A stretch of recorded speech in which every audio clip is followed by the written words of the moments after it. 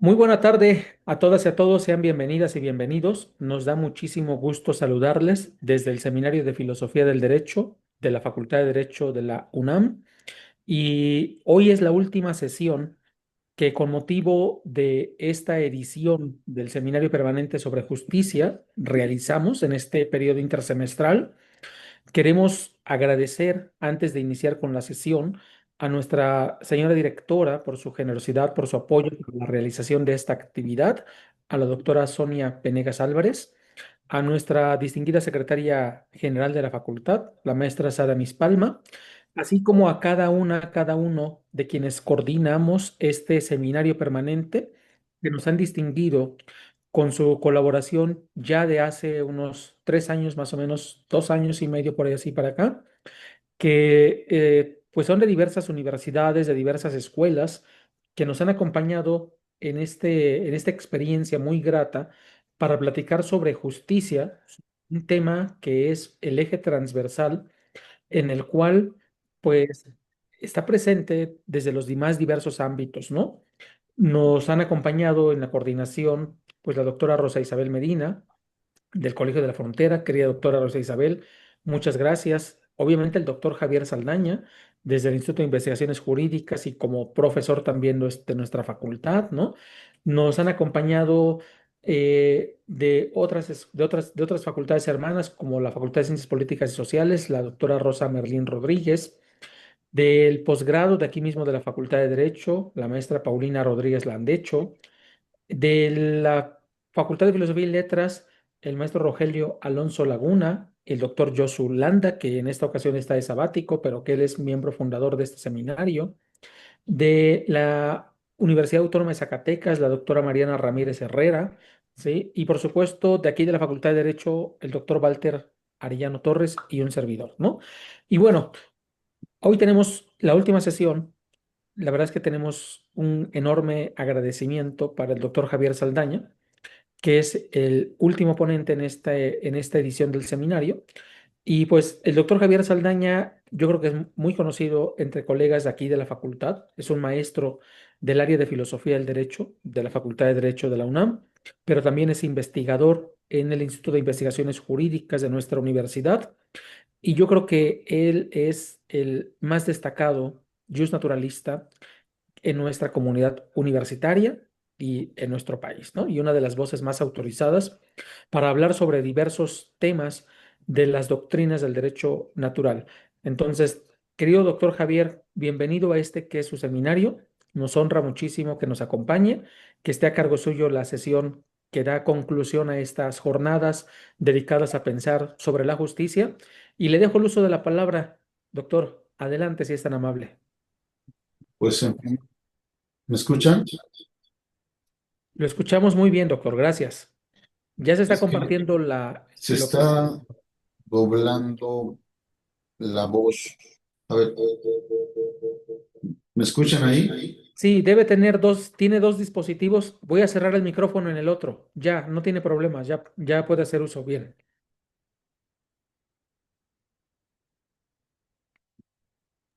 ¿Se escucha ahí? Sí, ya Ah, completamente claro. muy bien, muchas gracias. Estos problemas técnicos siempre me dan dolores de cabeza. Bueno, primero agradezco la invitación que me formularon mis amigos y colegas, los doctores Jimmy Alberto Montero y el profesor Walter Arellano para participar en este seminario tan importante. Siempre he dicho que ha sido un acierto haberlo convocado. Ya desde hace tiempo nos reunimos para conversar temas importantes que tienen que ver con la justicia y evidentemente pues a todas las autoridades de nuestra facultad. Bien, por otra parte, me parece inmerecido el nombramiento que me ha dado el profesor Montero a propósito de ser el más importante y un naturalista. Trabajo en lo que me ha gustado desde siempre, que ha sido la defensa del derecho natural, pero le agradezco igualmente también esa distinción, maestro. Voy a hablar con ustedes. Trataré de ser breve, aunque eso siempre es muy complicado, sobre todo teniendo tantas cosas en la cabeza que tiene uno que decir. Pero voy a hablar con ustedes en este seminario sobre la justicia de un tema que a mí particularmente me ha interesado de un tiempo para acá, y es ver si las distintas corrientes del pensamiento filosófico pueden compartir o quizá no algunos temas comunes con la tradición del derecho natural clásico de Aristóteles, de la jurisprudencia romana clásica y de Tomás de Aquino. De hecho, hubo hace tiempo un trabajo que escribí para un libro que coordinó la doctora Abril Uscanga y que tenía que ver mutatis mutandis con un ejercicio parecido al que voy a hacer, que voy a hacer hoy. Y una pequeñísima parte de ese trabajo se refería a las coincidencias entre el derecho natural y el positivismo analítico, ¿no? Señalar, por ejemplo, como señalan los analíticos, que el derecho vigente es el derecho positivo, es una tesis también que el naturalismo clásico lo había suscrito, que las reglas del derecho, según los analíticos, son motivos para la acción, también ya había señalado el naturalismo. Evidentemente que una rehabilitación de la razón práctica, como también lo han señalado los analíticos, pues estaba presente esta discusión en Tomás de Aquino, y el tema de la obediencia a la ley también lo había establecido el derecho natural, como lo hacen los analíticos. Bueno, algo parecido trataré de hacer hoy en esta exposición que he titulado Neoconstitucionalismo y Justnaturalismo clásico.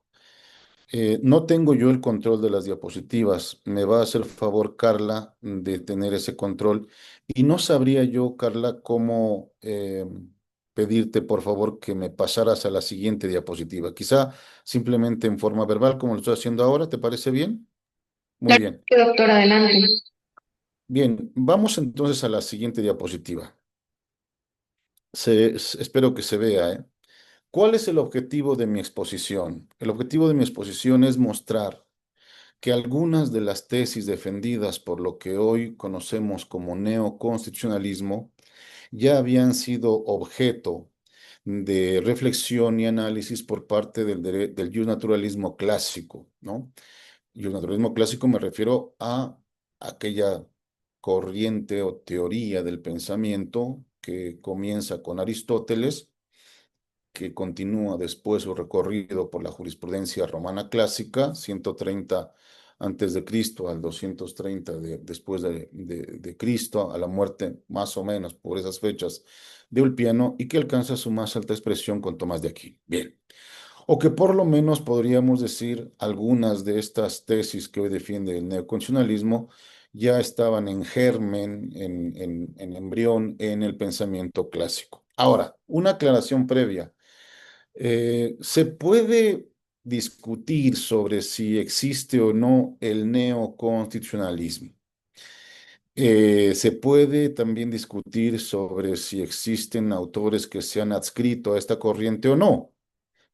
Esta es un tema que a mí particularmente no me interesa, no, no es una cuestión de nombres. Lo que queda claro es que hoy nos encontramos ante un nuevo escenario en el mundo jurídico que es distinto al escenario jurídico del siglo XIX, de la última parte del siglo XIX y de la primera mitad del siglo XX. No voy a entrar en discusiones sobre si tal o cual autor es o no constitucionalista. Creo que sí es necesario aceptar la tesis de que hoy estamos delante de una visión completamente distinta, y eso es a lo que me voy a referir. La que sigue, por favor. Bien, en primer lugar, vamos a tratar de definir qué es el neoconstitucionalismo. Y quizá la primera nota identificatoria es que este neoconstitucionalismo pues, es distinto al constitucionalismo del siglo XVIII y del siglo XIX. Va a caracterizarse también por reconocer que en los ordenamientos democráticos y constitucionales contemporáneos se produce una conexión necesaria entre el derecho y la moral.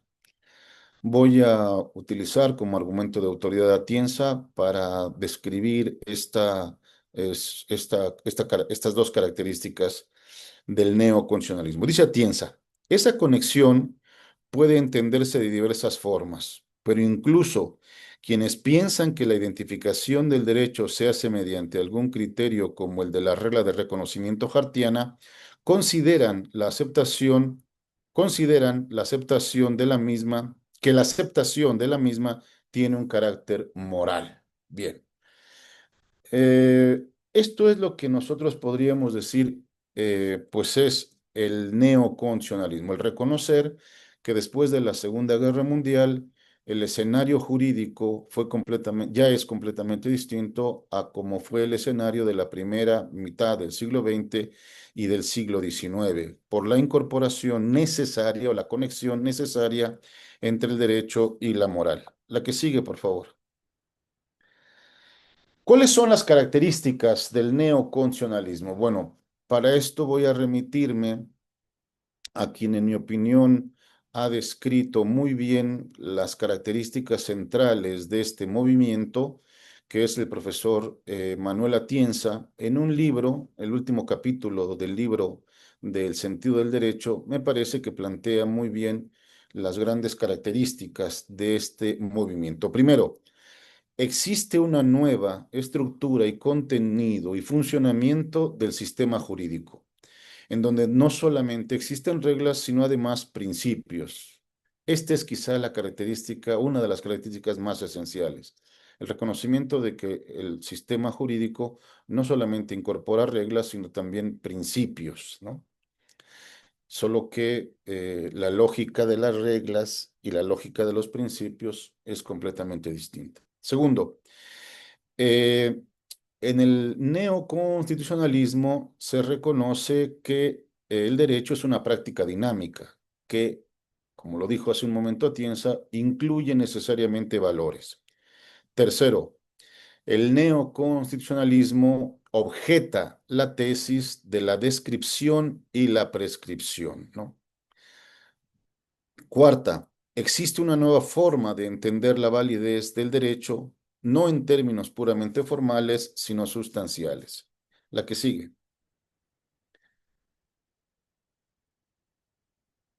Quinta, también se reconoce hoy en el neoconstitucionalismo que la figura del juez es la figura protagonista, tanto en la interpretación como en la argumentación jurídica.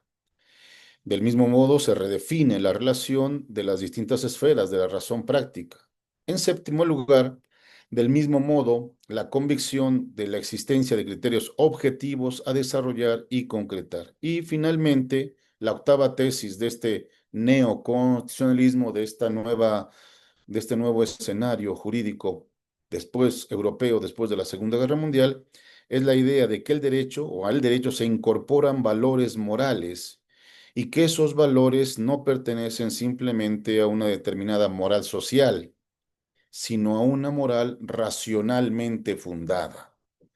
En este punto me parece que es clarísima la apuesta del neoconstitucionalismo.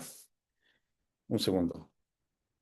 En esta visión es muy clara la apuesta del neoconstitucionalismo, no por reconocer, como lo harían también, por ejemplo, los profesores analíticos, los teóricos analíticos, como Hart, como Raz, eh, que hay una moral en el derecho, sino que esta moral no es una moral, es una moral racionalmente fundamentada. Bien. Una vez que hemos visto cuáles son las características, es obvio que no me voy a referir a todas, porque el objetivo, como les decía a ustedes, es mostrar cómo lo que hoy se presenta como novedoso ya estaba, al menos en ciernes, en el derecho, en el naturalismo clásico. La que sigue, por favor. Vamos a la primera de las características anunciadas de el neoconstitucionalismo. El tema de que el sistema jurídico hoy no se compone solamente de reglas, sino también de principios, ¿no? Eh, es claro que el constitucionalismo clásico entendió que el derecho solamente estaba comprendido por las normas, por las reglas, ¿no? Si nosotros le preguntamos a cualquiera de nuestros alumnos que nos definan qué es el derecho, lo que van a decir clarísimamente es que el derecho es el conjunto de normas impero-atributivas, bilaterales, heterónomas, externas, pero sobre todo coercibles. Bueno, esta tesis me parece que es una tesis incompleta para entender el derecho. Uno de los teóricos que podríamos o no llamar neoconvencionalistas, como es Paolo Comanducci, dice lo siguiente: el modelo de sistema jurídico que emerge de la reconstrucción del neoconstitucionalismo está caracterizado además que por una constitución invasora, por la positivización de un catálogo de derechos fundamentales, por la omnipresencia en la Constitución de principios y reglas, y por algunas particularidades de la interpretación y de la aplicación de las normas constitucionales respecto a la interpretación y aplicación de la ley. Consecuencia, la que sigue. En consecuencia, hoy en el derecho no no se encuentran solamente reglas, sino también se encuentran principios. La que sigue, por favor. Bien, en este contexto, habrá que, ahora que pase la... Ahora, una vez que hoy se acepta esta tesis, ¿no? Quizá no, es esta, esa es esta, gracias. Una vez que hoy se acepta esta tesis, es importante hacerse la pregunta, bueno, ¿qué son los principios? Estoy haciendo una descripción muy general de esta propuesta, ¿eh? Los principios, dice Dworkin, porque me parece que este es el autor que ha puesto en la palestra con más evidencia y vehemencia el tema de los principios, es Dworkin. Dice, llamo principio a un estándar que ha de ser observado no porque favorezca o asegure una situación económica, política o social que se considere deseable, sino porque es una exigencia de la justicia, de la equidad o de cualquier otra dimensión de la moralidad, ¿no? Estamos en un seminario sobre teoría de la justicia y me parece que en este sentido Dworkin tiene razón, ¿no? Pero no ha sido el único autor que ha reconocido que los principios son esos criterios de justicia, de equidad o de cualquier otra dimensión de la moralidad, sino también uno de los profesores, profesor alemán Robert Alexi, que apuesta también por ofrecer y señalar que como contenido de los principios, este es un contenido moral. El carácter de los principios, dice Alexis, significa que no se trata de normas vagas, sino que con ellas se plantea una tarea de optimización. Dicha tarea es en cuanto a la forma jurídica, sí, pero en el fondo, sin embargo, siempre es moral, a causa del contenido moral de los principios. Bien. Entonces hemos podido ver cómo hoy buena parte de la teoría del derecho en el neoconstitucionalismo reconoce que efectivamente el derecho se compone de reglas, pero también de principios, y he acudido a Dworkin y a Alexi para establecer que un principio es un criterio de justicia en este seminario de justicia. La que sigue, Carla, por favor. Ahora bien, eh, vamos a ver la primera tesis, ¿no?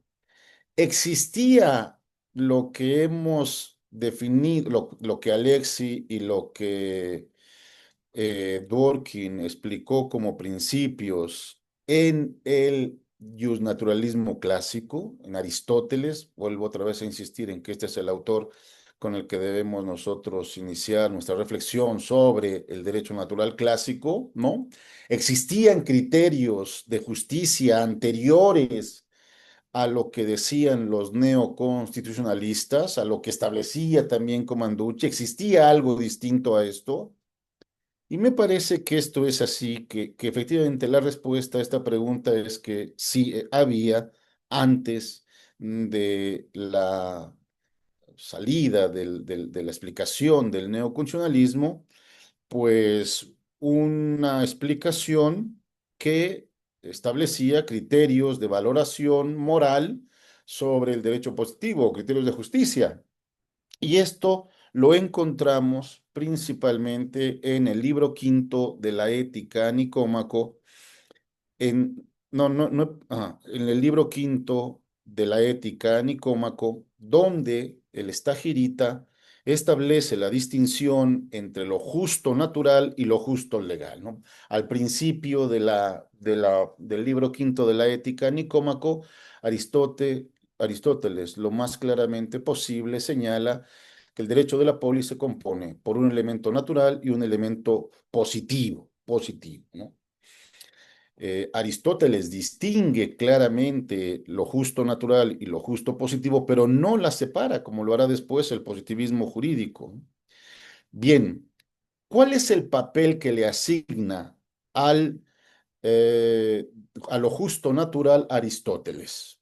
Bien, fíjense que no he dicho aquí que Aristóteles diga que el derecho positivo se deriva del derecho natural. Esta es una tesis que se puede discutir, que se puede estudiar, etcétera, etcétera, ¿no? Pero lo que sí establece claramente Aristóteles a lo largo de todo ese libro quinto, ¿no? Y también lo señala este profesor australiano George Duke en el libro de Aristóteles. A ver, por aquí lo tengo. Así está.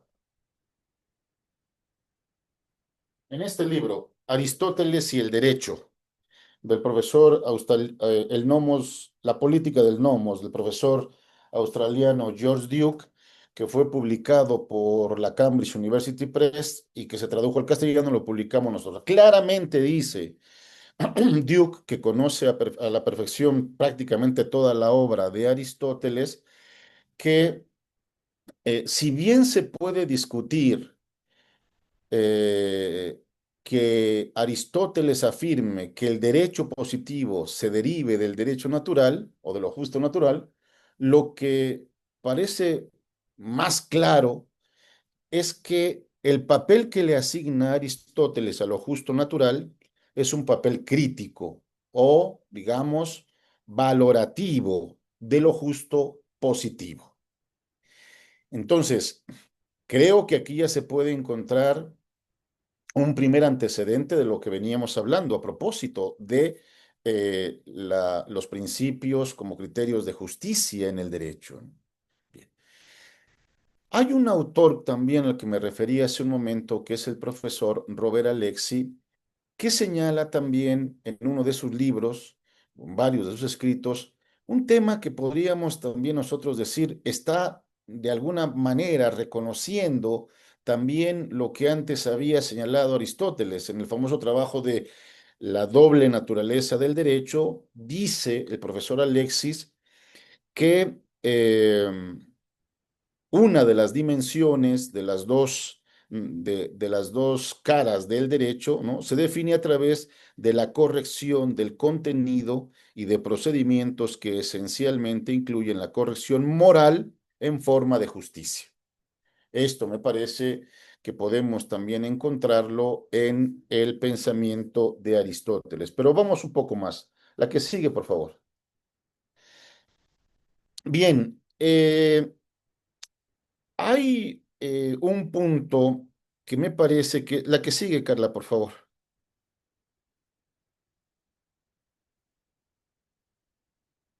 Bien, quisiera que fijáramos nuestra atención, porque volveré nuevamente a la anterior, en el segundo párrafo de esta diapositiva. Bien, en el estudio que he venido realizando, me encontré con un trabajo del profesor Manuel Atienza y Ruiz Manero que se llama Las piezas del derecho. En ese trabajo, el profesor Manuel Atienza y Ruiz Manero dicen, expresamente está en las primeras páginas, que uno de los sentidos de los principios, de lo que hoy el neoconstitucionalismo identificaría con principios jurídicos, se encuentran en lo que los juristas romanos clásicos llamaron las regulas juris del derecho romano.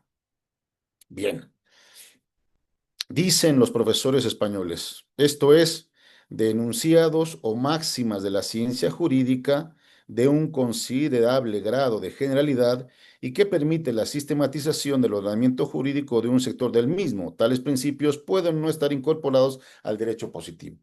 Bien, podríamos legítimamente, en términos teóricos, reconocer que el antecedente, además de lo señalado por Aristóteles, el antecedente de los principios del derecho, según lo dicen no los naturalistas, sino teóricos como Atienza y Ruiz Manero, puede ser encontrado en lo que se conoce históricamente como la regula juris del derecho romano, y esto nos obliga a entrar al segundo pilar en el que se sostiene el derecho natural clásico, como es la jurisprudencia romana clásica, que como les decía yo a ustedes hace un momento, la jurisprudencia romana clásica comienza más o menos en el 130 antes de Cristo y termina con el 230 después de Cristo. Bien, la importancia histórica de este segundo bastión del derecho natural clásico la ha destacado, entre otros autores, en mi opinión, uno de los más importantes administrativistas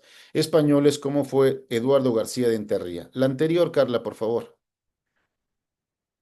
¿Qué es lo que dice García de Enterría sobre el tema de la importancia de la jurisprudencia romana clásica en la que, según Atienza y Ruiz Manero, podemos encontrar algún antecedente de los principios del derecho? Dice García de Enterría: la superioridad del derecho romano sobre otros sistemas jurídicos anteriores y posteriores estuvo justamente no ya en la mayor perfección de sus leyes, sino en que sus juristas fueron los primeros que se adelantaron a una jurisprudencia según principios, la cual ha acreditado su fecundidad e incluso, paradójicamente, su perenidad y hasta su superior certeza frente a cualquier código perfecto y cerrado de todos los que la historia ha presentado. La que sigue, Carla, por favor.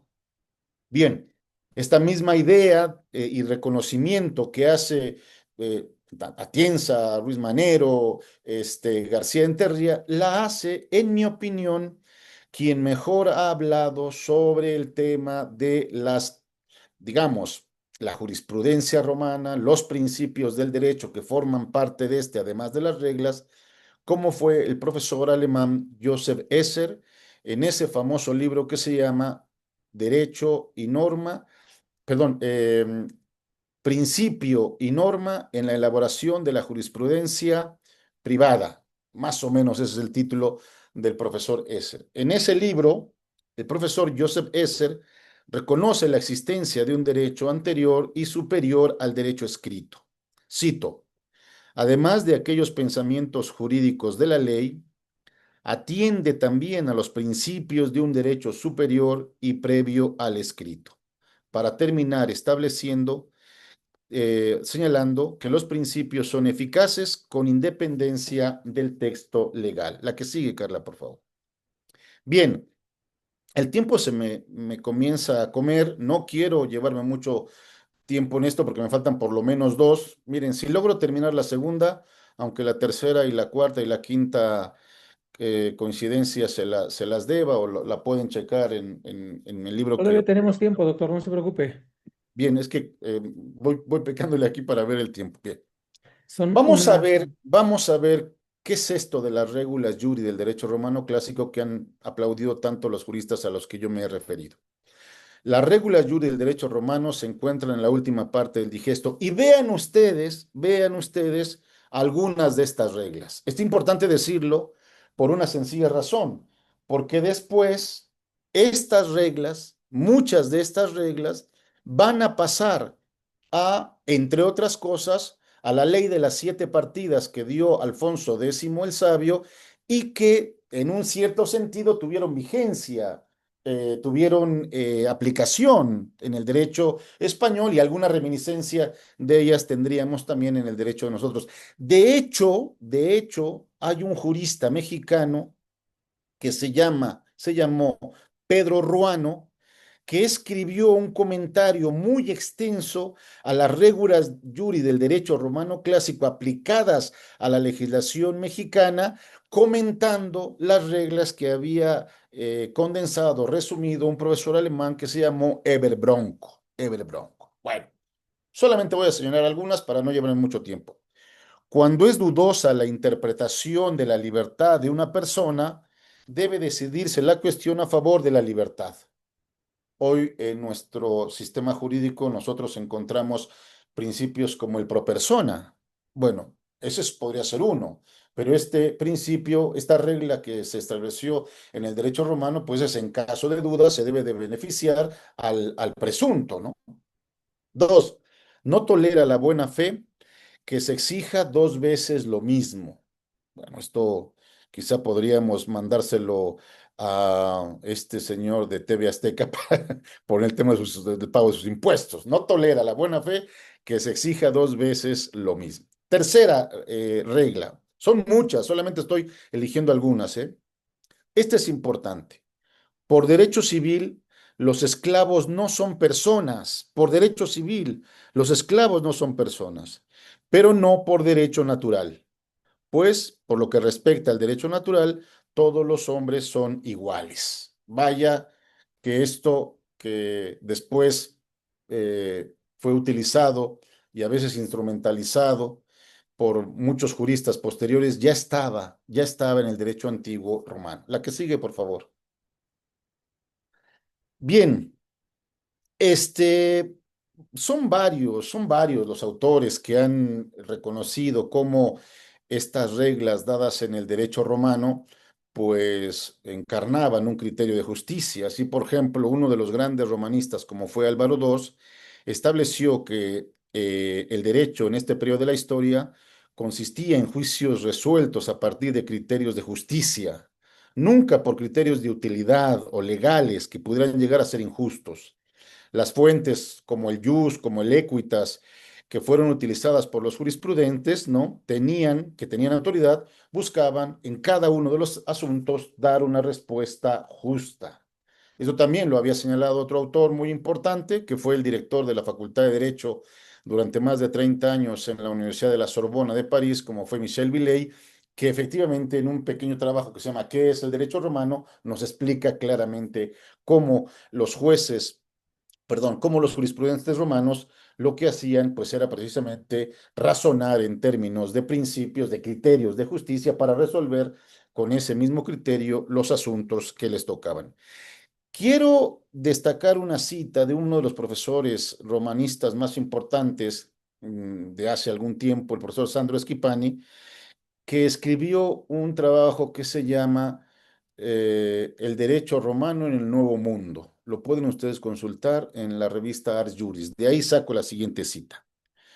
Para el derecho romano, la noción de hombre y persona coincidían y se referían a todos los hombres. Piénsese en la sistemática de las instituciones de Gallo y de Justiniano, del Digesto, que incluye dentro de la categoría a libres y esclavos, la categoría de personas, ¿no?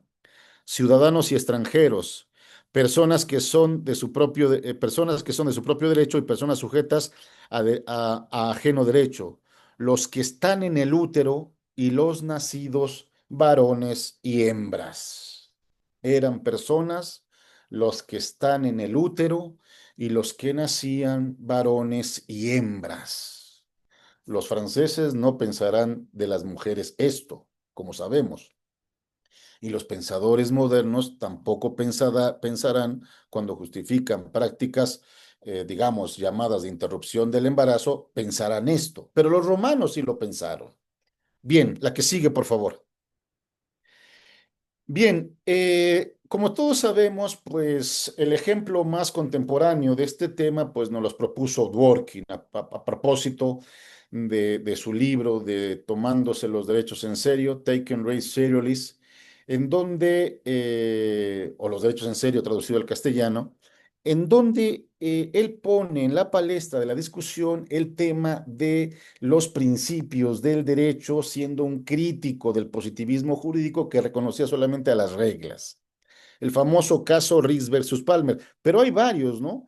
En el Instituto de Investigaciones Filológicas está un pequeño trabajito de Dworkin llamado Los casos difíciles, en donde él narra distintos casos, ¿no? En los que se emplean principios del derecho.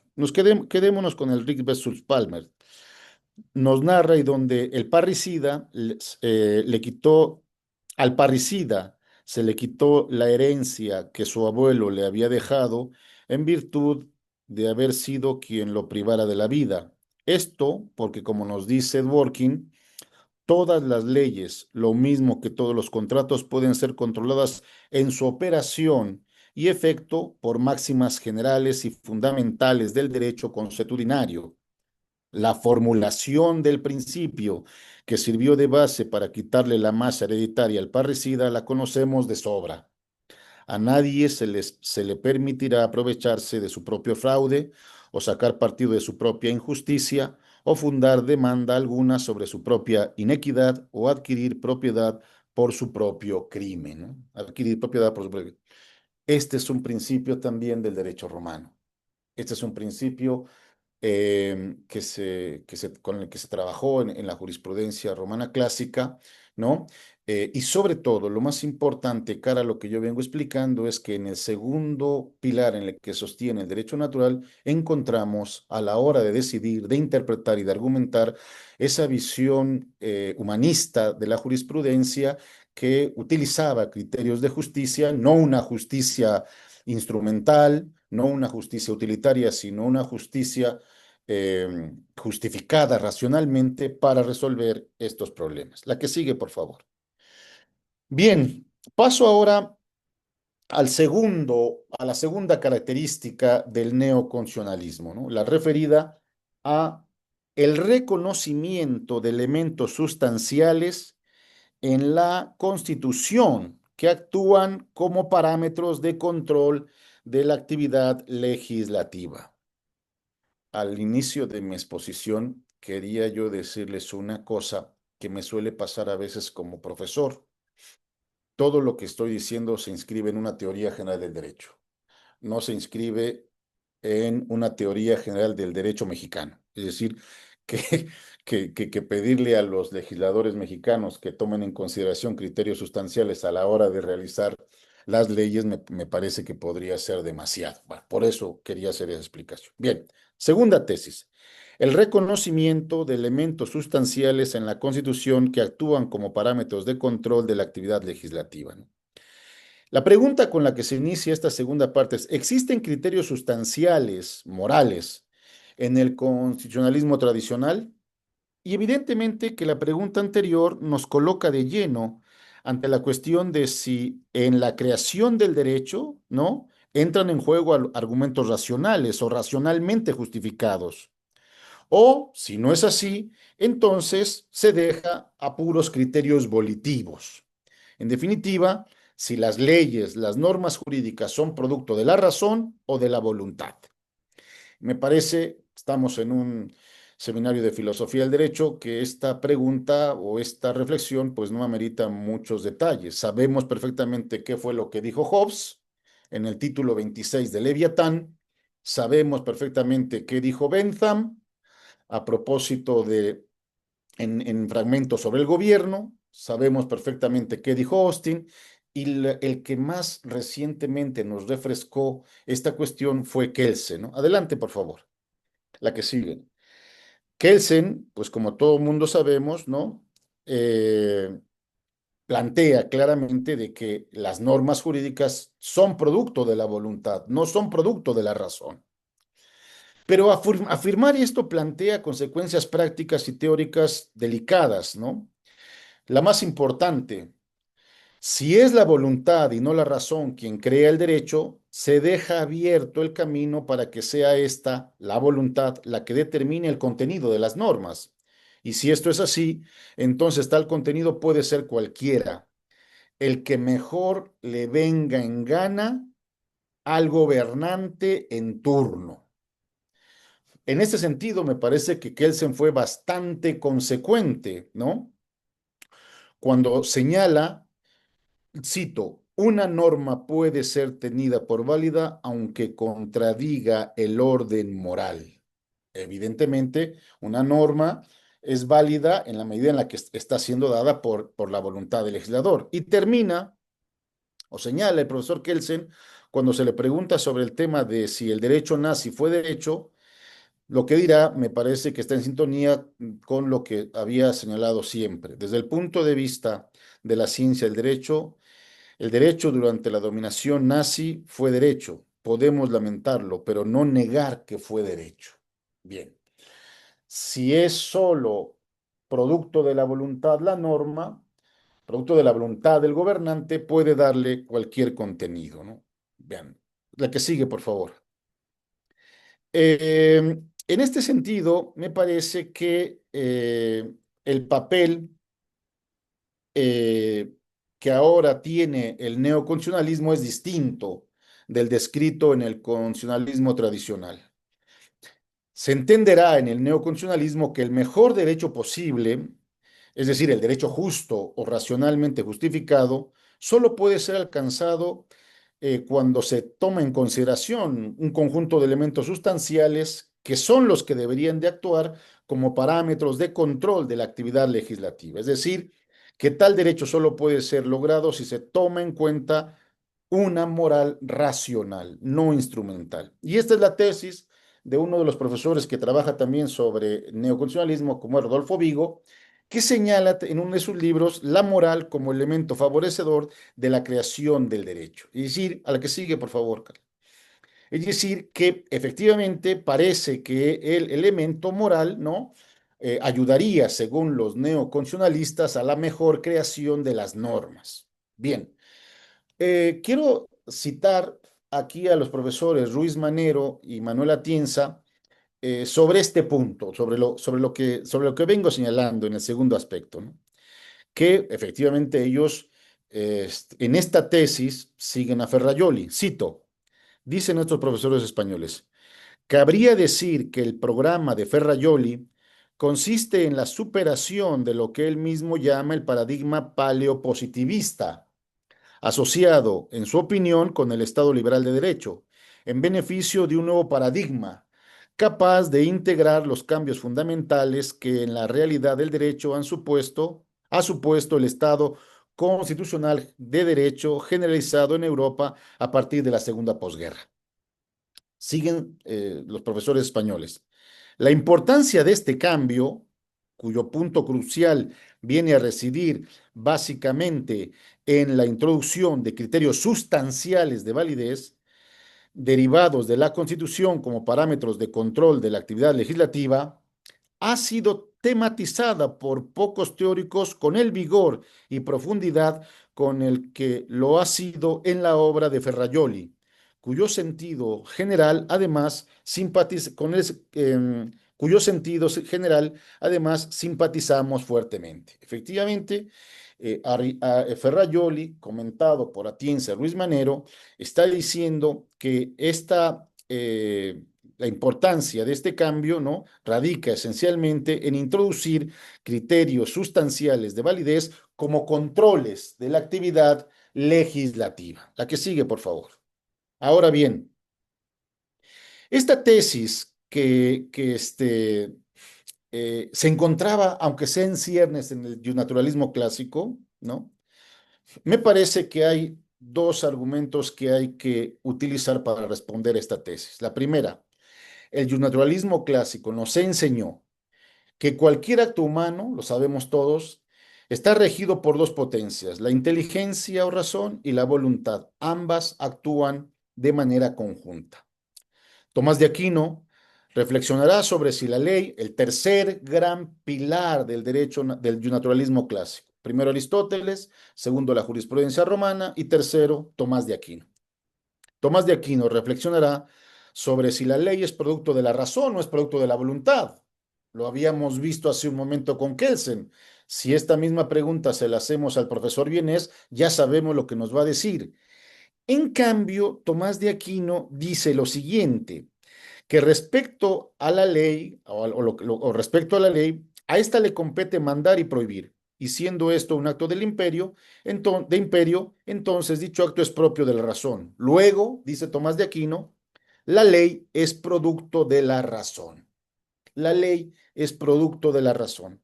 Esto lo dice en la Suma Teológica, primera, segunda, cuestión 90, en su artículo 1. Pero tiene la virtud, Tomás de Aquino, de no excluir a la voluntad, ¿no? Como Kelsen excluiría la razón, clarísimamente lo dice Kelsen, Tomás de Aquino no excluye, señalando que la norma es producto de la razón, no excluye a la voluntad. La que sigue, Carla, por favor. Bien, en ese sentido, el justnaturalismo entiende que en la creación del derecho o de la ley hay una participación conjunta entre estas dos potencias. Es un acto racional e inteligente, pero además debe ser querido por el gobernante, es decir, por su voluntad. Ahora, la razón de la que habla Tomás de Aquino no es una razón puramente instrumental, ¿no?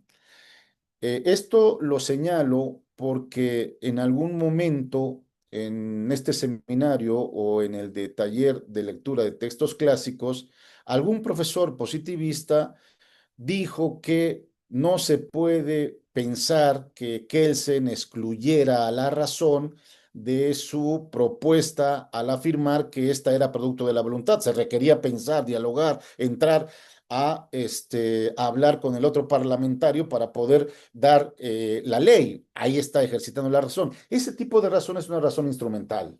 No es la razón de la que habla Tomás de Aquino, ¿no? Bien, la que sigue, estábamos en la que sigue. Eh, es un acto relacional inteligente, pero además debe ser que... Ahora, la razón de la que habla Tomás de Aquino no es puramente instrumental, sino una razón por la que los sistemas jurídicos positivos, ojo, una razón por la que los sistemas jurídicos positivos obtienen su sentido y su forma. Una razón que sirve como parámetro de evaluación para medir la conformidad de este derecho con el derecho natural. Es eh, en este diseño, la voluntad explicada no es una voluntad autónoma, sino dependiente de la inteligencia y hasta dócil a los imperativos de la razón que ve y prevé. La que sigue, por favor.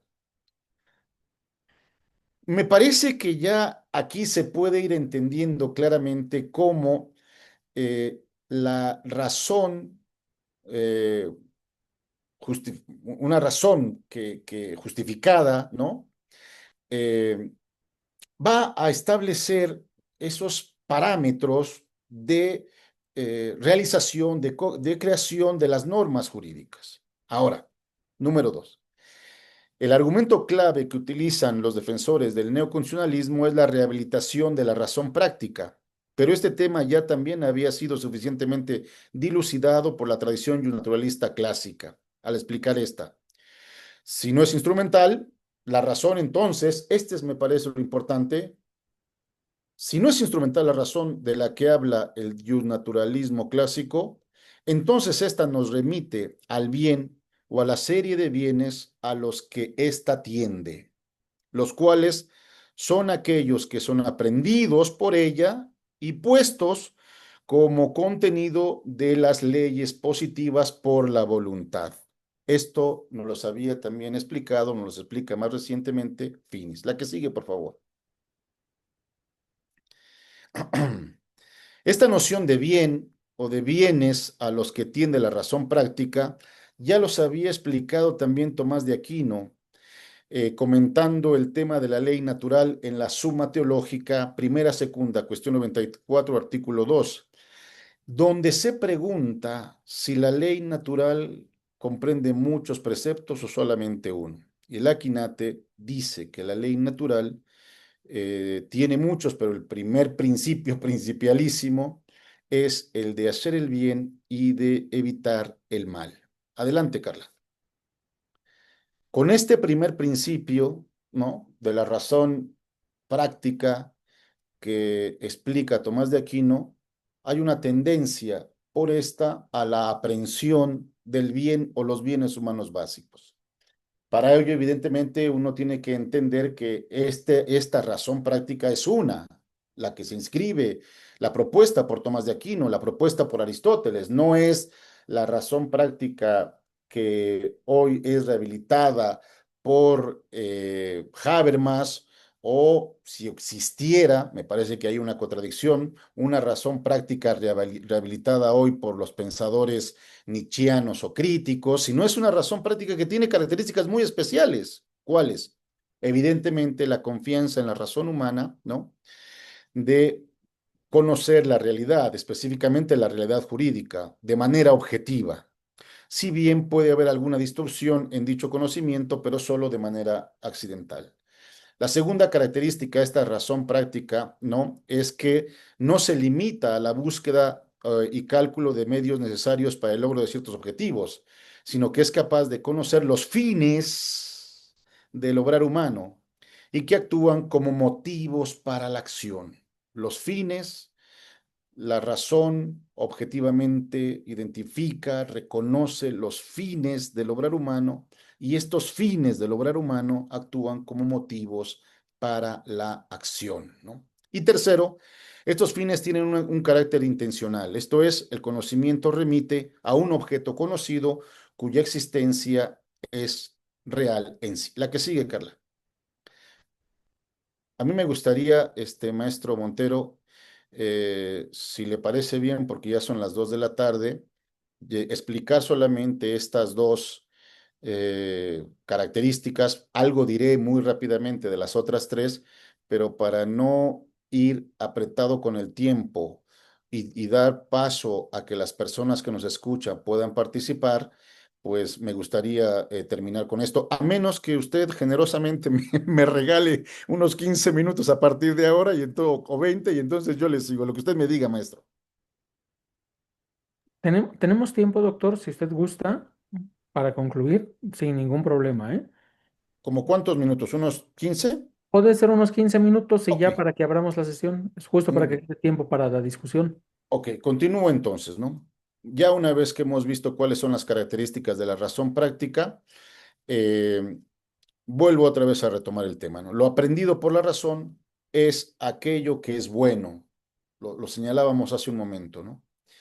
El propio Tomás de Aquino dice que es aquello a lo que el hombre se siente naturalmente inclinado, enumerando a continuación una serie de bienes, los bienes humanos básicos, como aquellos a los que el hombre tiende por esas inclinaciones naturales. De modo que la razón es capaz de conocer ese fin como bien, y hay una tendencia, ¿no? La voluntad tiende, la razón y la voluntad tienden a la consecución de ese bien o de esos bienes humanos básicos, explicando Tomás de Aquino que hay tres tipos de tendencias naturales o inclinaciones naturales, ¿no?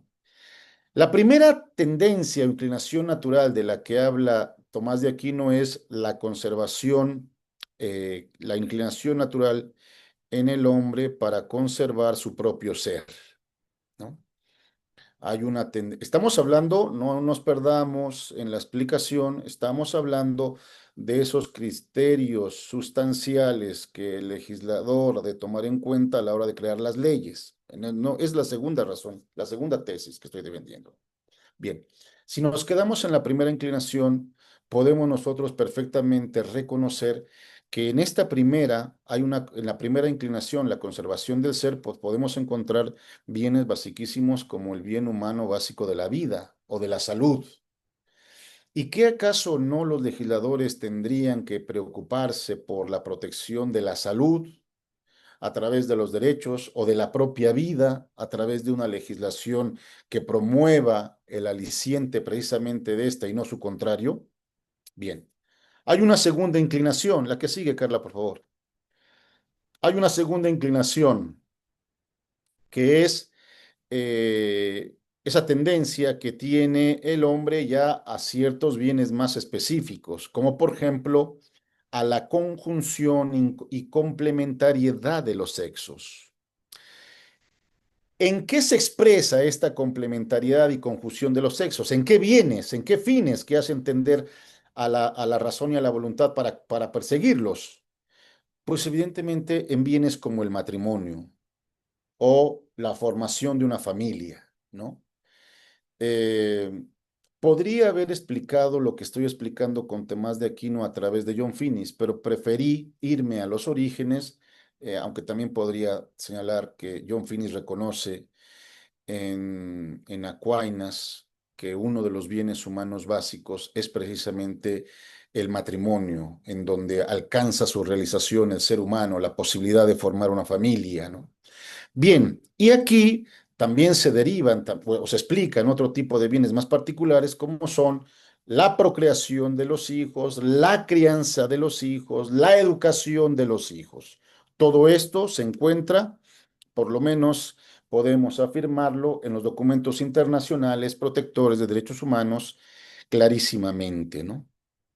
La tercera inclinación del hombre, de la inclinación natural del hombre, es lo que ya lo hace esencialmente humano, que es la inclinación a la búsqueda de la verdad, del conocimiento acerca de Dios y el conocimiento de aquellas tendencias que nos hacen convivir en sociedad, ¿no?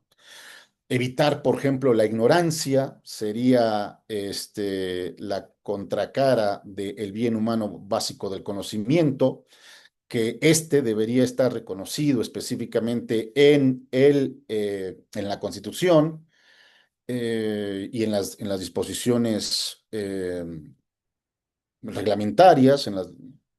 Hace poco estaba viendo un programa en el que se mostraba cómo algunos libros de texto de la educación pública mexicana están les está dando el gobierno en turno un cierto contenido, un cierto contenido. Me parece que cuando se da un contenido sesgado en esos libros de texto, se está atentando a la segunda y a la tercera inclinación, ¿no? Nos están dando un conocimiento parcial o a nuestros hijos, a los hijos a los que mandan sus hijos a las escuelas públicas. Bien. Y otro bien más específico también en esta tercera inclinación sería pues la convivencia entre los ciudadanos. Todo el tema que tiene que ver con los derechos de asociación también estaría aquí. La que sigue, por favor. En consecuencia, creo que, como se puede ver, la existencia de estos bienes humanos descritos por Tomás de Aquino es previa a la ley positiva, ¿no?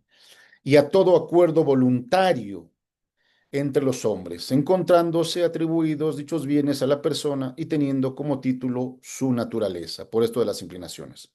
Son, en definitiva, y con esto cierro esta segunda crítica, segunda característica, en definitiva, son criterios sustantivos a tomar en consideración, a tomarlos en cuenta a la hora de crear las leyes, como plantea recientemente el neoconstitucionalismo, pero ya lo había dicho antes, como lo acabo de demostrar, el derecho natural clásico. Muy bien, vamos a la siguiente, a ver si me da un poco de tiempo, eh, que sería la tercera, una validez o una teoría de la validez del derecho más allá de la visión formalista. Bien, no voy a repetirles a expertos en filosofía del derecho como lo son ustedes cuál es la teoría de la validez del constitucionalismo tradicional que echó raíces en el positivismo jurídico, legalista, normativista de tipo kelseniano, ¿no? Kelsen en este punto es muy prolijo. En toda su obra habla de una particular teoría de la validez. Es decir, ¿por qué una norma es válida? Me parece que uno de los teóricos que mejor ha resumido el tema de la validez en Kelsen, en la teoría positivista que defendió y por tanto también en el constitucionalismo, digamos, clásico, no el neoconstitucionalismo, ha sido Nino. Esta es el gran resumen de la teoría de la validez en el constitucionalismo tradicional y en Kelsen. Dice Nino. En la teoría de Kelsen, la validez de una norma jurídica requiere que su dictado sea autorizado por otra norma, que es ella misma válida. El juicio de que cierta norma es válida presupone, por lo tanto, un juicio que otra norma que autoriza la creación de la primera sea válida, ¿no?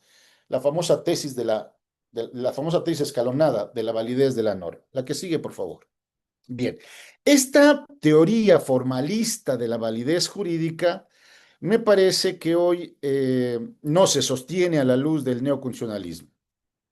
En el actual estado de cosas, el neoconstitucionalismo ha reivindicado una nueva validez, la cual ha sido descrita con precisión por uno de los más importantes teóricos del derecho contemporáneo afín a esta corriente, como es Luigi Ferrajoli. Este autor afirma que si algo ha cambiado en el derecho, es precisamente las condiciones de validez de las leyes, las cuales ahora dependen ya no solo de la forma de su producción y jerarquía, sino también de la simetría de sus contenidos con los principios jurídicos constitucionales. Adelante, Carla, por favor, la que sigue. Bien, como se puede apreciar, la que sigue, aquí, ahí está. La cita de Ferrajoli, en la que claramente apuesta por esta nueva teoría de la validez, no solo formal, sino material o ética, es la siguiente.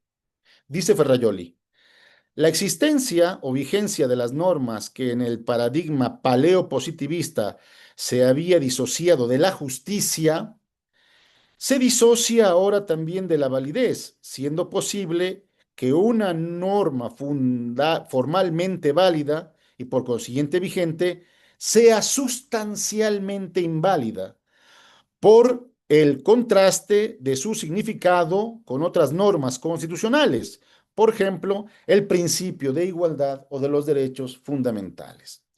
Para el neoconstitucionalismo, por tanto, una norma formalmente puede ser válida, pero materialmente inválida por el choque que puede haber o la injusticia que puede encarnar dicha norma con los principios de igualdad o de derechos fundamentales. La que sigue, Carla.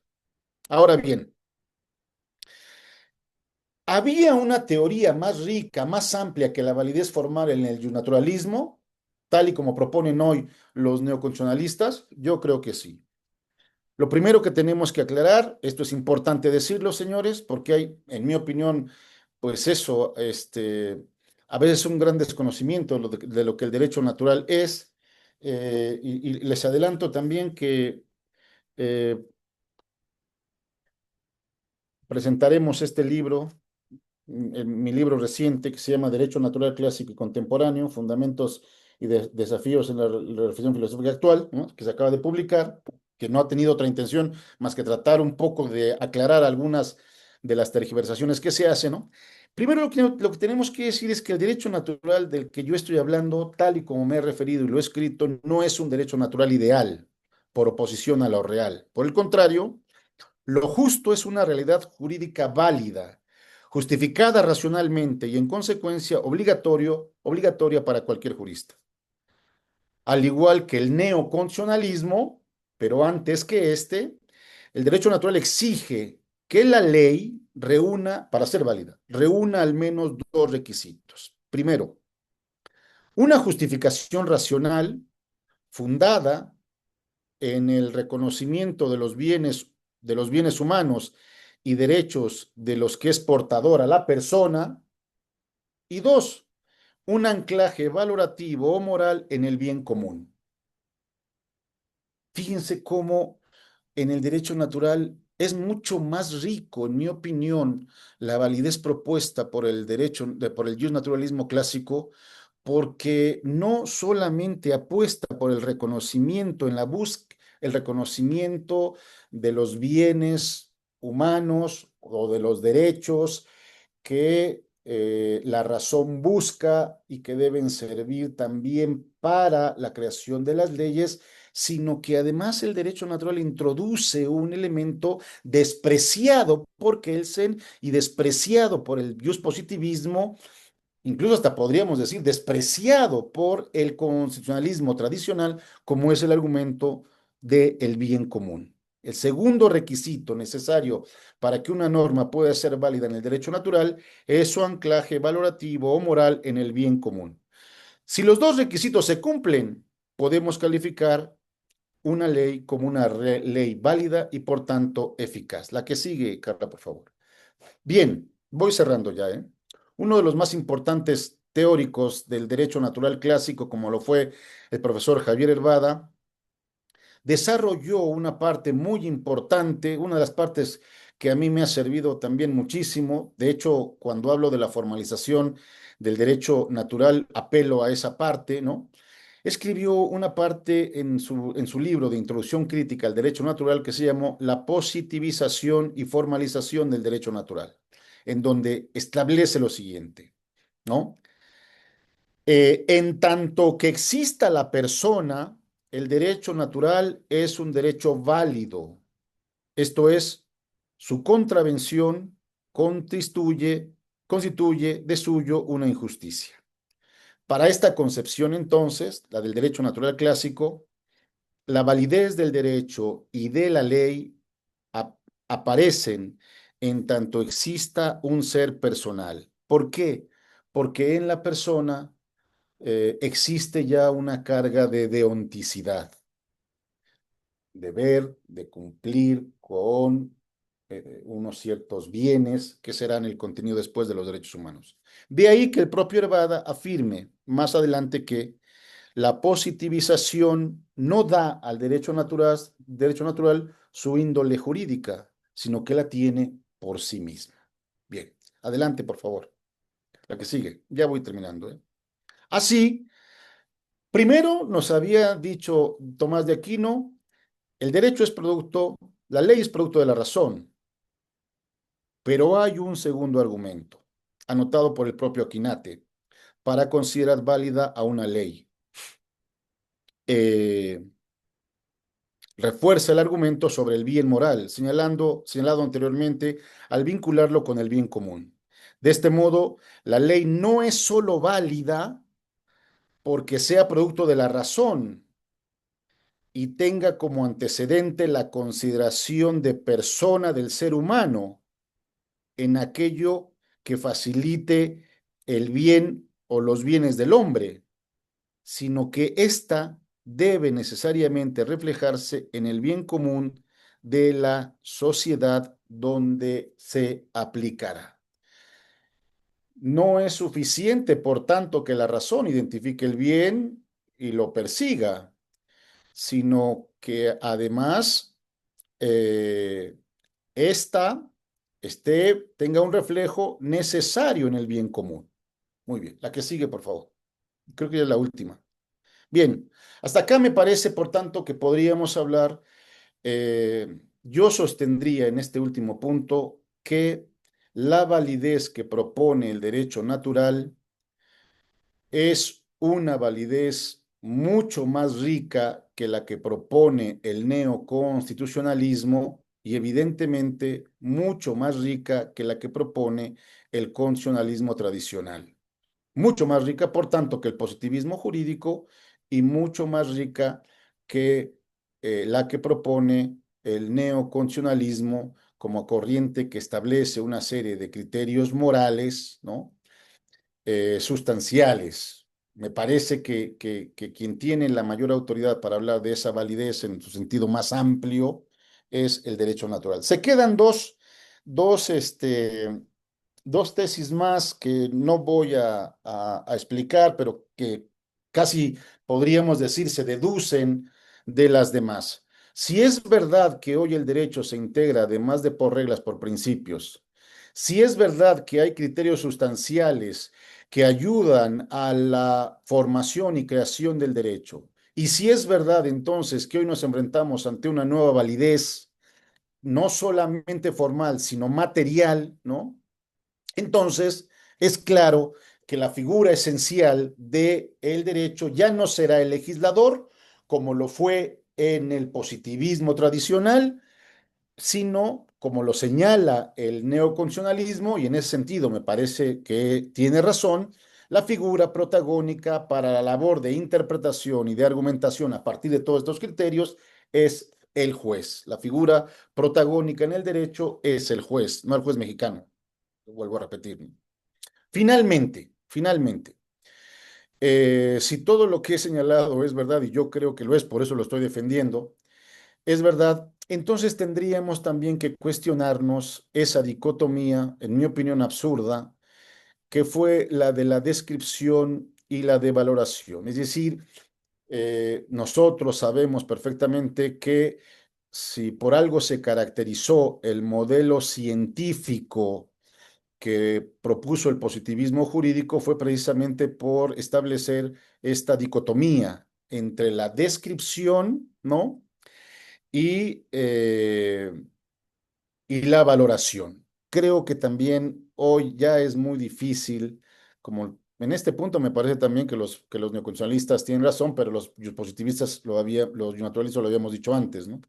En este punto me parece que el neoconstitucionalismo tiene razón a propósito de decir que tenemos que tener ya en la cabeza, tenemos que reflexionar un nuevo modelo de ciencia que no tenga como parámetro esencial y fundamental la de establecer la dicotomía entre la descripción y la valoración, ¿no? Esto después se traduciría en el tema de la falacia naturalista, sobre la que no quiero hablar ahora mucho, ¿no? Y en este punto me parece que tendría razón el físico matemático de la Universidad de Harvard, Hilary Putnam, cuando tituló su libro El derrumbe de la dicotomía hecho-valor. Pero bueno, esto lo justificaré en otro momento. Pues muchas gracias por su paciencia, señores. Muchísimas gracias, doctor. Muchísimas gracias por compartir con nosotros en esta última sesión espléndida que nos ha obsequiado, ¿no? A propósito de estos que son temas cruciales, ¿no? Y particularmente en tratándose de algo que pues se ostenta, o al menos así yo percibo que se ostenta, como muy novedoso, que son algunas de las tesis del neoconstitucionalismo.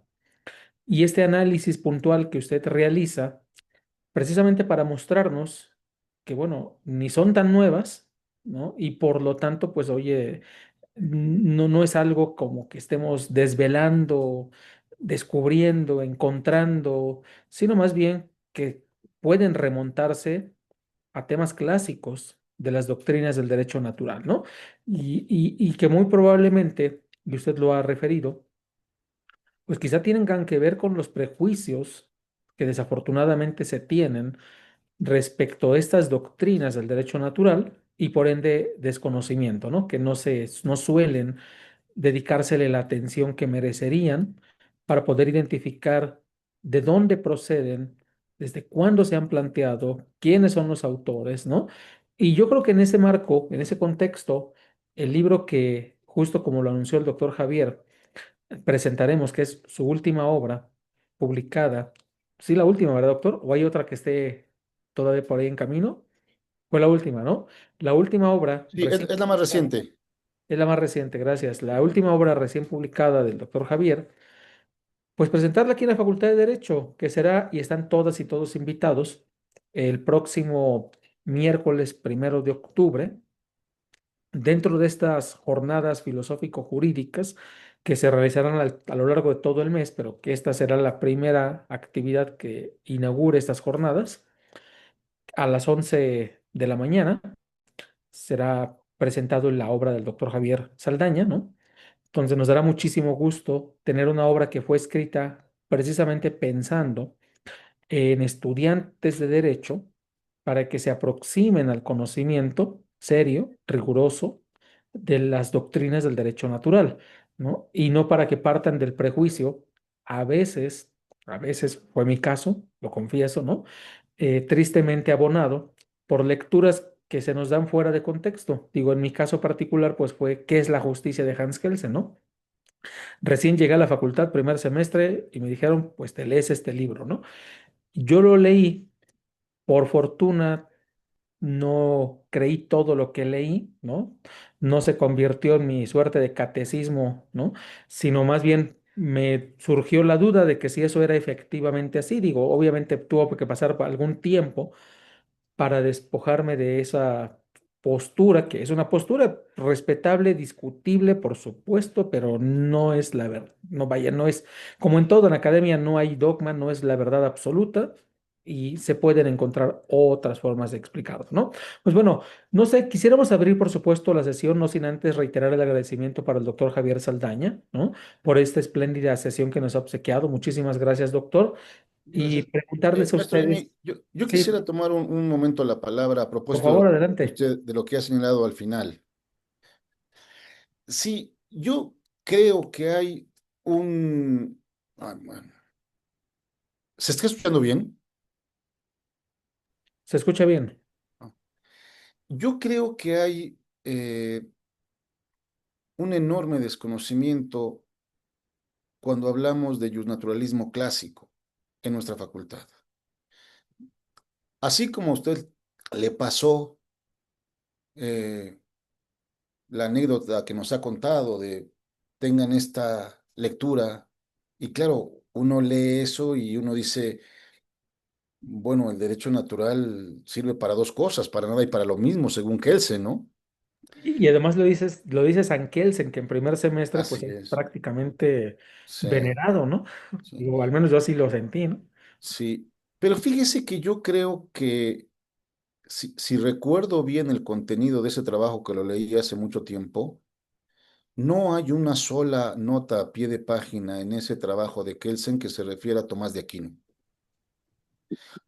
Los naturalistas de los que habla Kelsen en ese trabajo son los naturalistas de corte racionalista. Y específicamente, si no mal recuerdo, es Samuel Pufendorf el que principal y fundamentalmente es el interlocutor de Kelsen ahí. La anécdota que quiero destacar es otra que a mí me pareció también muy fuerte. Yo le tengo de todos modos mucho afecto a mis profesores, sobre todo la introducción al estudio del derecho, que llegó a decir, cuando le pregunté qué es el derecho natural, lo que me dijo fue, mira, ese es un derecho religioso y no vale la pena estudiarlo.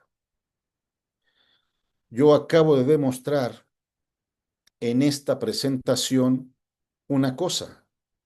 No he apelado a ninguna autoridad religiosa para poder hablar con seriedad del derecho natural clásico. Ni siquiera Tomás de Aquino, cuando habla sobre lo que es el derecho o la ley, ¿no? Tiene como argumento de autoridad a Dios. Creo sinceramente que los profesores que se atrevan nuevamente a decir esto, espero que no le causen a los alumnos lo mismo que me causaron a mí y seguramente también a usted, profesor Jimmy, la de una especie de desinterés académico por esa teoría. Y lo peor del caso es que si no me hubiera dicho eso ese profesor, y me hubiera dado los libros que después tuve que leer, me hubiera ahorrado bastante tiempo. Pero en fin, creo sinceramente que Kelsen en este punto, más allá de las anécdotas personales, creo sinceramente que cuando Kelsen habla de la justicia y cuando habla del derecho natural, lo pueden ustedes ver en este famoso libro editado por Editorial Nacional, me parece que no tiene razón de ser. No quisiera decir que habla de oídas, ¿no? Pero casi, porque calificar como lo califica en la teoría de la justicia al derecho natural como este animismo, me parece de una falta de rigurosidad en una persona tan potente intelectualmente como fue él, que no se perdona. Bueno, nada más era lo que quería decir, maestro.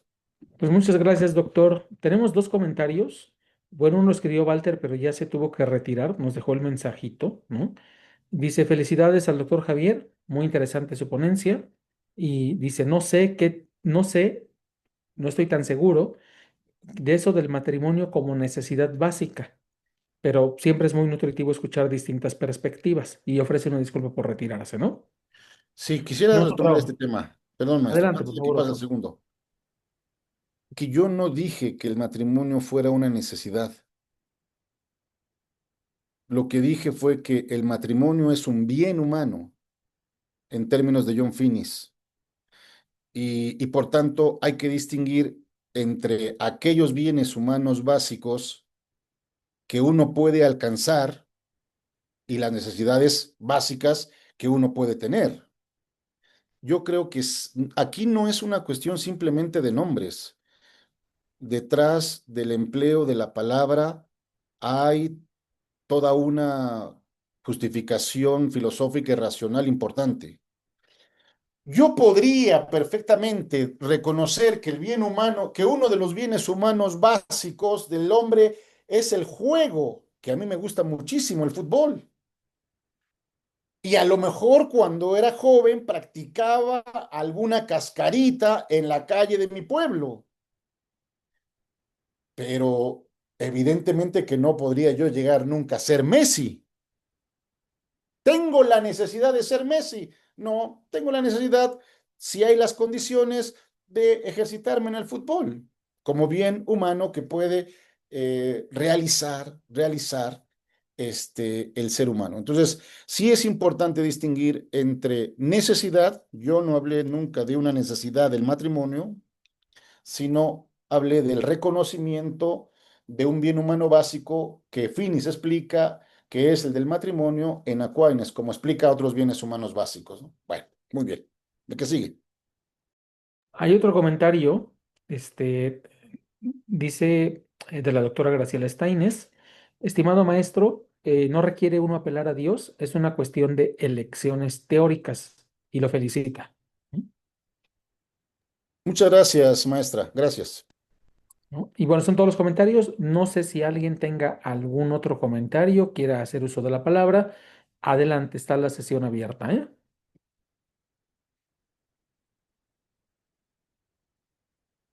Si no hay ningún otro comentario, yo voy a a reiterar la invitación para que nos acompañen a la presentación del libro, ¿no? Yo sí quisiera comentar algo, pero a modo de comentario.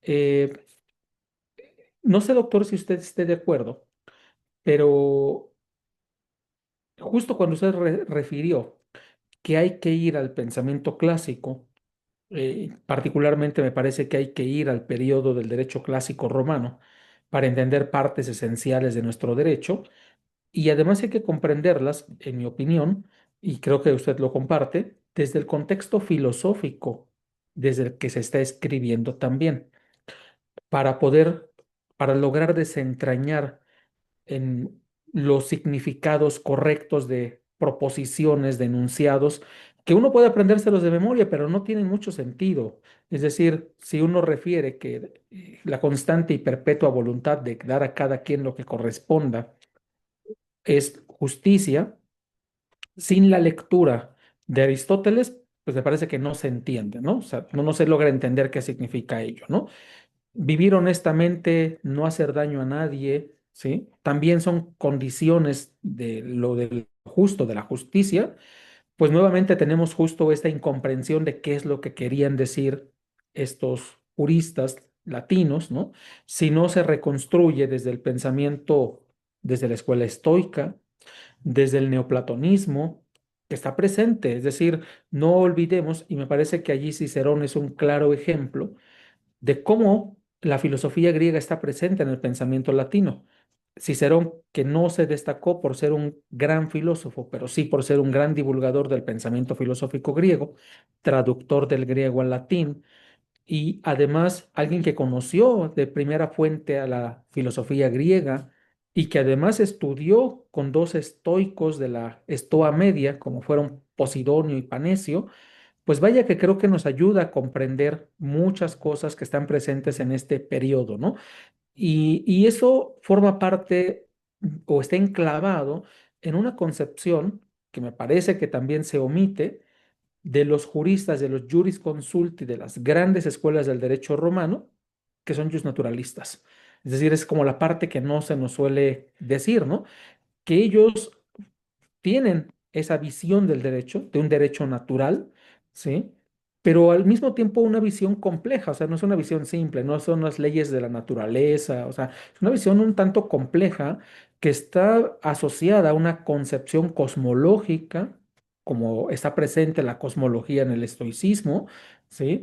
Pero que le permite desarrollar o comprender al derecho, al tema de las obligaciones y al tema de las leyes íntimamente vinculadas a las virtudes íntimamente vinculadas a estas virtudes cardinales aristotélicas: prudencia, justicia, fortaleza, templanza, sin las cuales tampoco se puede comprender correctamente, ¿no? Y entonces yo creo que de allí ya parte un poco de incomprensión respecto de qué es lo que están poniendo ellos, cómo nosotros lo recibimos. Y eso, y perdón que haga ahora un brinco larguísimo porque sería bastante amplio y no creo ser tan competente para lograrlo, pero creo que eso nos puede llevar a nosotros a preguntarnos que si en la antigüedad, si en este periodo clásico el derecho latino, la justicia es un tema esencialísimo del derecho, podría no serlo en nuestro contexto cuando denominamos a nuestras principales instituciones tribunales de justicia, corte de justicia.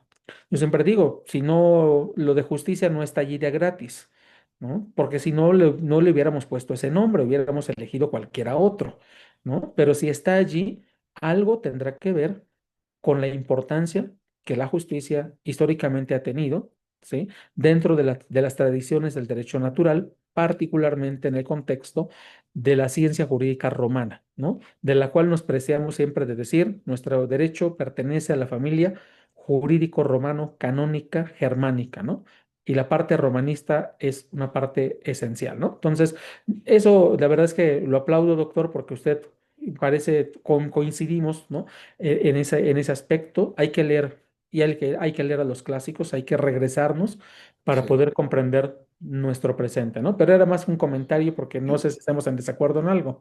No, yo diría, profesor Montero, que estamos absolutamente de acuerdo en todo. Y si me permite, quisiera hacer dos comentarios.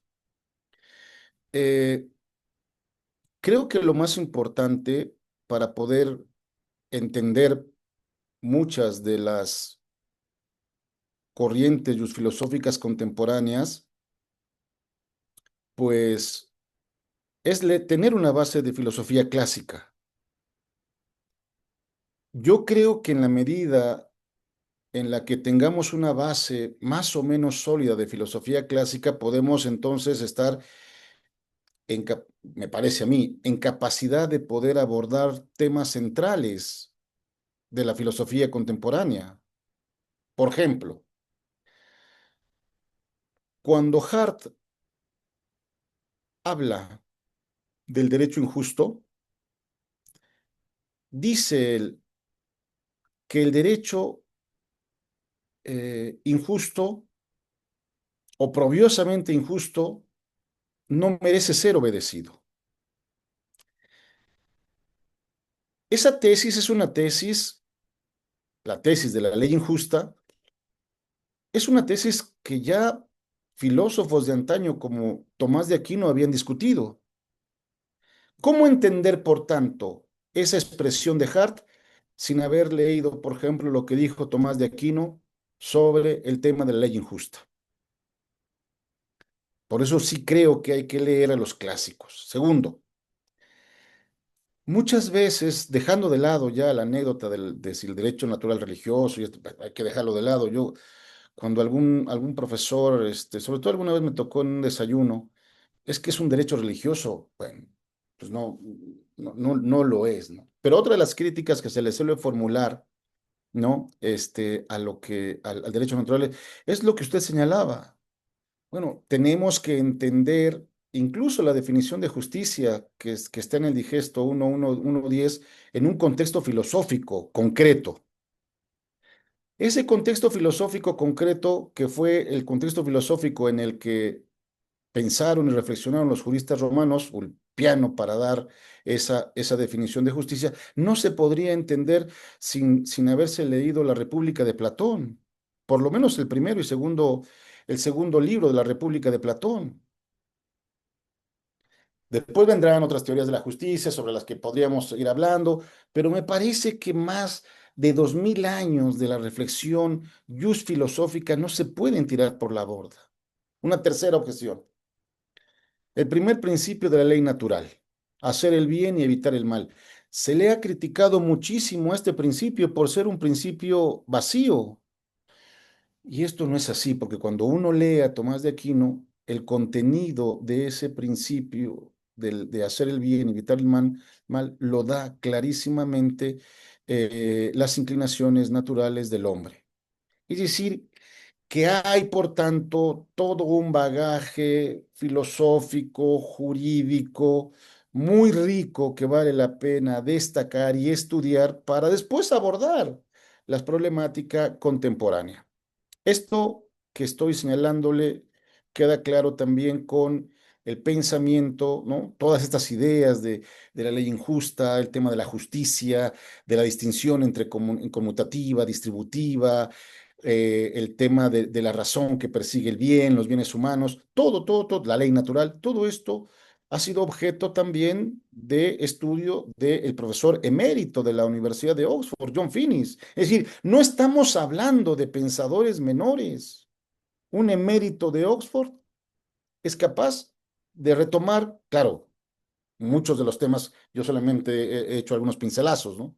Muchos de los temas de la ley natural y que vale la pena, por tanto, estudiar, ¿no? Y confrontar con Ras, con Dworkin, como lo hizo el profesor eh, Finis. Sí termino también con un poco de tristeza. ¿Por qué? Porque se está dando, desgraciadamente, acabo de estar en un estado de la República, que no voy a decir el nombre, eh, la siguiente práctica, pero también se pueden encontrar escuelas de derecho aquí. Están quitando la materia de derecho romano y de historia del derecho y de filosofía del derecho en muchas facultades de derecho públicas y también privadas de nuestro país. ¿A dónde nos va a conducir todo esto? Nos va a conducir a la más supina ignorancia. Bueno, lo quería decir y ya lo dije. Saludos. Pero, en fin, ¿qué Gracias, más? doctor. Bueno, tenemos dos participaciones. Primero el maestro Luis Ramírez, después la doctora Graciela Steines. Adelante, por favor, si están tan amables. Gracias, buenas tardes. He escuchado su participación, doctor, y una pregunta.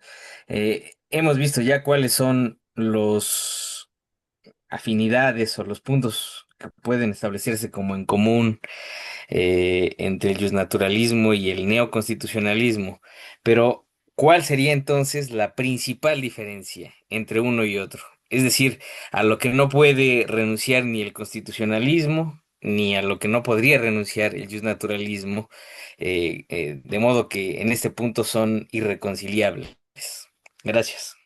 Bien, yo creo que si una pregunta tan concreta merece una respuesta concreta, yo creo que el principal problema entre neoconstitucionalistas y naturalistas, del mismo clásico, tiene que ver con qué tipo de moral es de la que hablan unos y otros.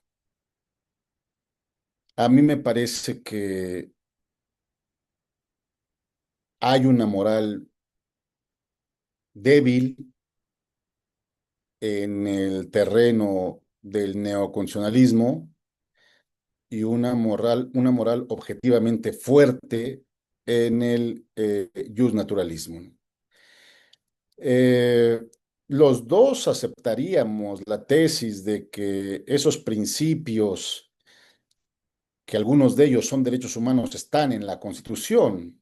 Bueno, sí, prima facie sí, pero después, a la hora de ir desmenuzando esos derechos que están en la Constitución, habrá que ver cuáles son derechos humanos auténticos y cuáles no lo son. Y para eso se requiere una ética, una moral fuerte, una moral objetiva, ¿no?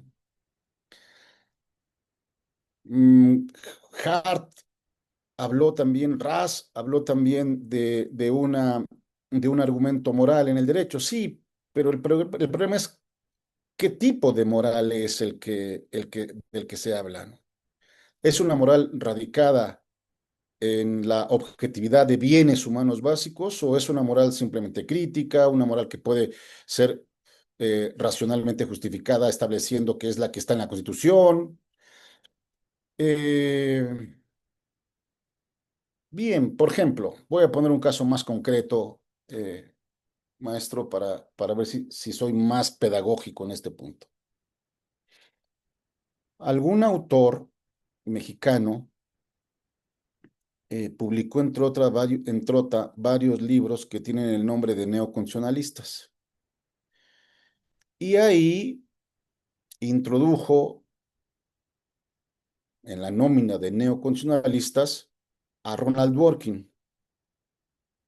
Bueno, digamos que en este punto Ronald Dworkin es contradictorio, como buena parte lo es de aquella gente que no defiende una moral objetiva. ¿Por qué? Porque reconociendo que hay un contenido moral en el principio que dice nadie puede beneficiarse de sus propios delitos, y utilizarlo como argumento de explicación en el caso Riggs versus Palmer, después diría, bueno, pero en su libro de El dominio de la vida, ¿no? Hay una justificación por la práctica del aborto. El derecho natural clásico, defendido por Finis, diría que hay una moral objetiva fuerte. Y esa moral objetiva fuerte reconoce como uno de los bienes humanos básicos a los que el hombre tiende y que además consigue y que la vida. Me parece que si hablamos de coherencia argumentativa, yo estoy más cerca del pensamiento de John Finnis y de toda la tradición naturalista clásica que de autores neoconstitucionalistas, si es que se podría llamar a este hombre así, a Dworkin así, porque tienen un concepto de la moral muy débil, ¿no? Muy débil. Entonces, bueno, mi respuesta sería esa, maestro Ramírez, el tema de qué tipo de moral, una moral fuerte o una moral débil. Yo creo que ese es el tema, el punto a discutir. Bueno, Gracias. Adelante, doctora Graciela, por favor, si es tan gentil. Sí, realmente, pues es sumamente provocador en nuestro seminario y las diferentes posturas. Y yo quisiera decir que estoy completamente de acuerdo con lo que acaba de decir el profesor Saldaña, en que hay que empezar por definir, porque no hay solamente moral fuerte y débil, hay numerosos tipos de morales, casi cada teoría y cada filosofía es una moral. Y yo creo que efectivamente tiene mucha razón el maestro cuando dice que quienes hablan de que el naturalismo es religioso, pues es gente sumamente ignorante, ¿no? Porque pues naturalismo no tiene nada que ver el naturalismo de Santo Tomás de Aquino con el naturalismo final de Pufendorf, que casi ya no es naturalismo, que ya prácticamente es un naturalismo racionalista muy sólido, muy robusto. Entonces, hay por lo menos 20 tipos de naturalismo. Entonces, a mí sí me gustaría que precisara exactamente a cuál naturalismo, porque clásico, tan clásico es Pufendorf como lo es eh, eh, tal vez Aristóteles y esta parte de la Grecia o del periodo grecorromano. Pero lo que sí quiero decir es que dentro de esos todos naturalismos, pues hay varios que han hecho mucho daño. Por eso yo insisto y enfatizo el que tenemos nuevas teorías y tenemos nuevas palabras para nuevas realidades. También tenemos toda una obra que nos habla de la tragedia de los comunes, porque el sentido común dice, es el menos común de los sentidos. Entonces, no siempre ha habido infancia, no siempre ha habido personas mayores, no siempre ha habido interculturalidad, no siempre han habido derechos humanos y las morales pues han sido sumamente diversas. Tan es así que hay mujeres que no pueden disfrutar de su sexualidad, de su vida, de su cuerpo hoy día, en pleno siglo XXI. ¿Verdad? Entonces, sí coincido con el maestro en que hay muchos naturalismos que no tienen que ver uno con otro, que es imprescindible decir qué entiendes por moral y que, claro, también habemos los que podemos rechazar seguir hablando de moral, sino hablando de algo que es fundamental en el derecho para superar y afrontar los desafíos que claramente enfrentamos, que es el tema de los universales. Entonces, si nosotros decimos naturalismo tiene que ver con los universales, que son universales toda la vida, en todo momento, como respirar, bueno, pues entonces ahí tenemos un desafío, porque vemos que justo el tema es que no podemos poner universalmente ni en lo que es la paz, ni en lo que es libertad, ni en lo que es la autonomía. Entonces, es desafío que nos muestra la guerra. No hay controlar el poder, los poderes tienen que y creo un peligro para el derecho Se está cortando. pues son lo que creo que un peligro socios y las de autoridad. Claro, no podemos dejar fuera A ver, el perdón, maestra, seno. es que se está cortando. Yo no la estoy Es que escuchando. estoy en una zona muy mala y bueno, yo solamente quiero felicitarle, maestro, y sí invitarle a que nos diga exactamente, está usted hablando de Finis, su marco teórico es Finis y los argumentos de Finis que son tan válidos o no válidos como los de un realista o de un neorrealista y nada más invitarle un poco a, tal vez en otra ocasión, hablarnos un poco más profundamente con propiedades más específicas de su noción de moral. Sería muy, muy interesante realmente escucharlo. Lo felicito y concuerdo con usted. Hay muchos naturalismos y no tiene que ver nada Pufendorf con Tomás de Aquino. Estoy totalmente de acuerdo con usted. Yo, sin embargo, prefiero hablar de axiología porque ciertamente la palabra moral arrastra una historia no solo de la antigüedad, sino de muchos otros tiempos que tienen que ver con el punitivismo, con la culpa y con otras dimensiones. Así que lo felicito y sería interesante tener un conversatorio específicamente sobre el concepto profundo de moral en cada una de las teorías que abrazamos. Le felicito y les agradezco muchísimo por este potente conversatorio y seminario permanente a todos, al ponente y a los organizadores. Muchas gracias. Muchas gracias, maestra. Esto me permite eh, precisar algunas cosas que probablemente eh, dije muy de refilón. No me voy a llevar mucho tiempo porque ya son 10 para las 3 y a las 3 terminamos. Le agradezco su participación, maestra, y muy rápidamente compartimos usted y yo el hecho de señalar que no se puede entender solamente una teoría naturalista, sino que hay diversas teorías naturalistas.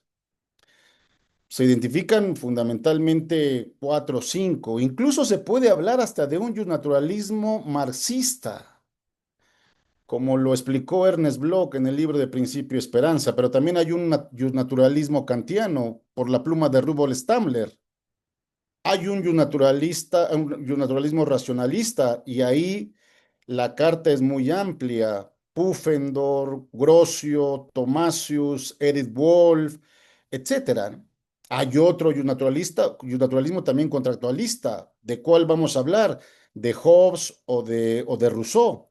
El naturalismo al que yo me he referido y lo califico clásico porque echa raíces en el mundo clásico es Aristóteles, la jurisprudencia romana clásica y Tomás de Aquino. Que Kelsen le llame al derecho natural racionalista un derecho clásico, me parece que también debería de haber dado razones de por qué le llama a Pufendorf derecho un naturalista clásico.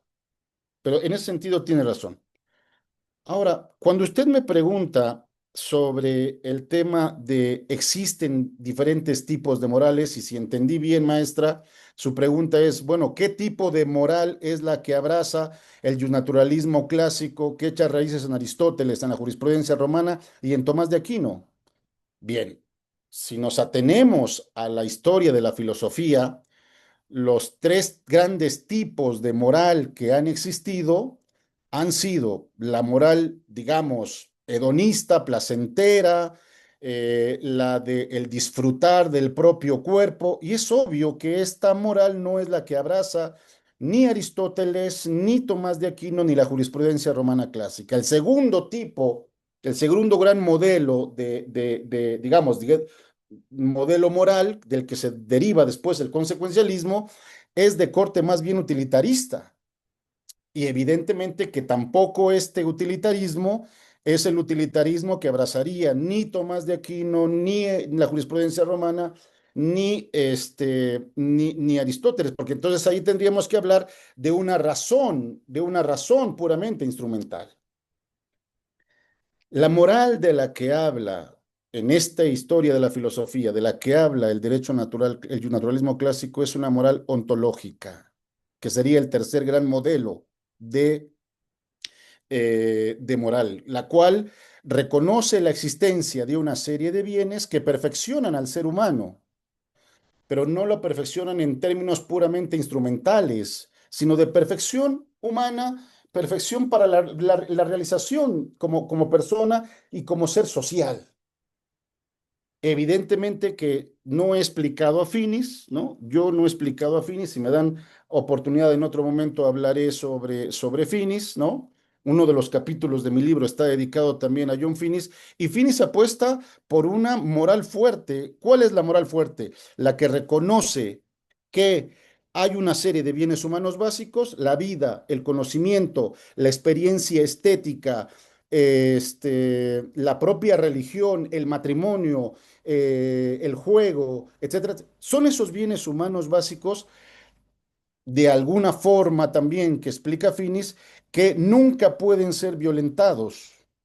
Y si son violentados, esa es la séptima exigencia de la razonabilidad práctica, bueno, estoy sacando ahora otro asunto, si son violentados, estaríamos, por tanto, estableciendo leyes injustas y morales instrumentalistas que justificarían muchas de las prácticas que vemos hoy. Bien. Eh, Bien, bueno, no sé qué es lo que significa que el naturalismo ha hecho mucho daño, ahí no apunté nada más, y diría nada más eso respecto a las preguntas, si es que las entendí bien. Estimada maestra, le agradezco muchísimamente sus comentarios. Pues agradecemos nosotros a todas y a todos ustedes la asistencia a este seminario permanente sobre justicia. Reiteramos nuestro agradecimiento para nuestra señora directora, la doctora Sonia Venegas Álvarez, para nuestra secretaria general, la maestra Sara Miss Palma, así como para todas y todos quienes hacen posible que este seminario sesione habitualmente entre periodos intersemestrales. Así que les invitamos para que estén atentos y el próximo periodo intersemestral pues nos podamos reunir nuevamente con apreciadas y apreciados colegas para seguir discutiendo sobre este que me parece que es uno, o si no, el tema fundamental, al menos en el ámbito del derecho y sin duda para muchas otras disciplinas, ¿no? Querido doctor Javier Saldaña, muchas gracias por obsequiarnos esta espléndida sesión de cierre. De verdad, encantados de escucharle como siempre. Agradecer a todas y a todos que han colaborado en la coordinación de este seminario, que al principio dije los nombres de todos, ahora para efectos de que ya concluyamos, no lo repito, pero saben que tienen nuestro agradecimiento siempre, ¿no? Y de verdad que gracias a ustedes es que este seminario existe, ¿no? Entonces, que estén muy bien, que tengan una excelente tarde y estaremos en comunicación para organizar el próximo semestre, así como para poder hacerles llegar las constancias respectivas. Excelente tarde, cuídense mucho, qué gusto verles.